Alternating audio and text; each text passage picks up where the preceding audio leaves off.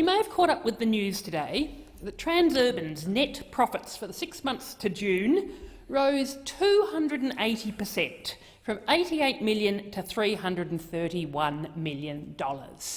How about that? Transurban run 13 out of the 15 toll roads in Australia. CityLink in Melbourne is by far its most profitable. Those profits come straight out of your pockets. Sadly, what we haven't heard in the news today is any announcement from the Victorian government that these soaring profits will trigger an urgent review of Transurban's finances to see whether it is making super profits. If it was found that they were, it would trigger an early exit clause within the CityLink contract, returning the road to public ownership. The lack of such an announcement is yet another indication that the Victorian Labor government has essentially privatised transport planning in Victoria. They are sanguine about such massive profits as they work hand in hand with Transurban to build another massive toll road that will add to these profits, the Westgate Tollway Tunnel, which in short is a road designed to create profits for Transurban, not to address Melbourne's transport needs. But without any touch of irony, Transurban Chief Executive Scott Charlton warned today of bad behaviour from the early 2000s returning on the tollway building business, when returns were front-ended and where external traffic consultants increase and justify traffic forecasts.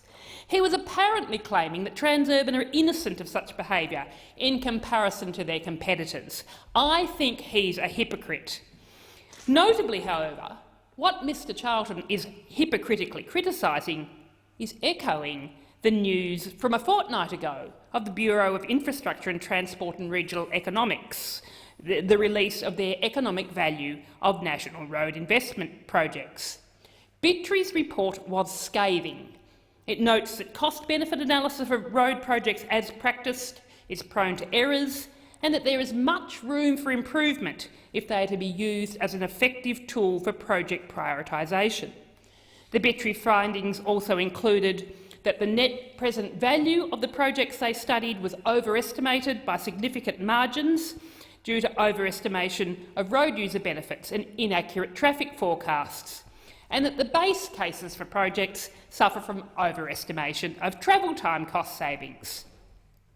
To overcome these concerns, Bittry strongly recommended that independent reviews of traffic modelling results should be mandatory for any cost-benefit analysis. And that's where this story gets really interesting. Because in contrast to their disingenuous spiel spinning the line that Transurban are the good guys, the pin-up child for investors, Transurban are up to their neck doing a dodgy deal that will increase their obscene profits still further. The exact problems highlighted in the Bittry report are what Transurban is doing in cahoots with the Victorian government and to justify their $6 billion Westgate Tollway Tunnel. Experienced transport planner William McDougall made this clear with his testimony to our Senate inquiry into toll roads late last year. Mr McDougall has over 35 years' experience working on major transport projects, and he was employed by the Victorian government to support the independent peer review that was done of the economic and transport modelling. He lost his job when he was critical of the work that had been done. Mr McDougall told us that the modelling that the Victorian government used in assessing the proposal for the Westgate Tunnel project produced higher forecast traffic flows than it should, that the cost-benefit analysis was distorted in ways that increased the assessed benefits, that it inflated valuations of time saved by motorists, it downplayed induced traffic, and it treated land use changes in ways which produced more favourable results in the early years of the project. And he concluded that the work of assessing the Westgate Tunnel and other projects was actually a process of justifying the road after the decision was made, and considers that there was at least optimism bias and possibly deliberate distortion and misrepresentation of traffic forecasts and the economic benefits that flow from them in the appraisal process. This sounds eerily like the criticisms in the Bittry report, and exactly what Transurban CEO was disingenuously criticising this morning. But at least there was an independent peer review, I hear you say. But the Victorian government has refused point blank to make this independent review public. If Transurban are so confident that they are squeaky clean, they could choose to make this peer review public themselves. Funnily enough, they haven't. Here will be the news, I can guarantee, from Senate estimates in 2 weeks' time, when I once again ask Infrastructure Australia about whether the Victorian government have shared that peer review with them. The answer will be no. I've asked this question at every estimate session for the last 2 years.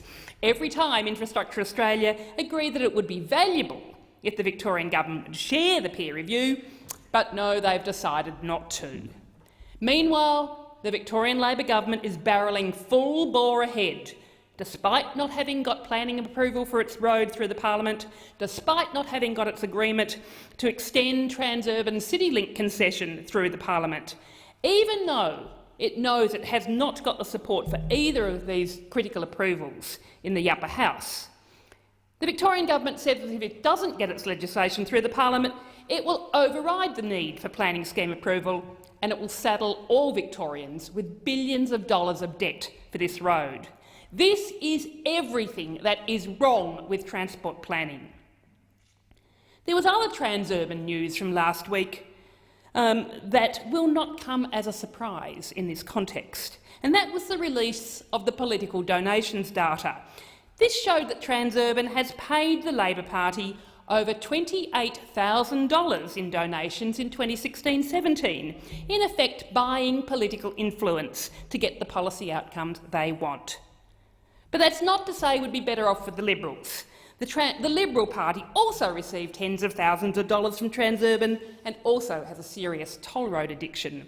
And in fact, the Victorian Liberal Party's determination to knock off the Westgate Tollway Tunnel isn't because they've seen the light, sadly, and want to invest in the transport solutions that would solve our congestion and pollution problems, namely public transport, walking, cycling and freight rail.